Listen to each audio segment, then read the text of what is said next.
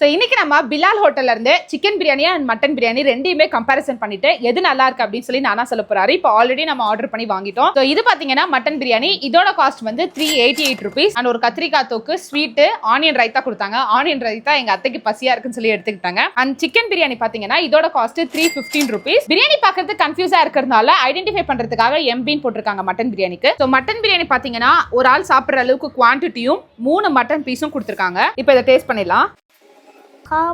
காரமாவா இருக்கு. So next chicken பிரியாணில பாத்தீங்கன்னா 2 pieces தான் கொடுத்திருக்காங்க அண்ட் பிரியாணியோட குவான்டிட்டியுமே நார்மலா அதிகமா கொடுத்திருக்காங்க. அத்தை அடிக்கடி அப்படிதான் உள்ள வருவாங்க, நீங்க அதெல்லாம் கண்டுக்காதீங்க. நல்லா இருக்கா? சோ ஆக்சுவலா மட்டன் பிரியாணி வந்து கொஞ்சம் ஸ்பைசியா தாங்க இருக்கு, அதான் வந்து காரமா இருக்குன்னு சொன்னா.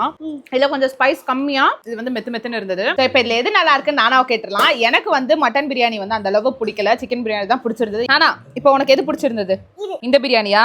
நானாக்கு இதுதான் பிடிச்சிருந்தது, ஏன்னா ஸ்பைஸ் கொஞ்சம் கம்மியா இருந்ததுனால நானாக்கு இது பிடிச்சிருந்தது. பிலால்ல உங்களுக்கு எந்த ஃபுட் பிடிக்கும் அப்படின்றத மறக்காம கமெண்ட் பண்ணிருங்க. சோ இதே மாதிரி நெக்ஸ்ட் வீடியோல மீட் பண்ணலாம். பாய்.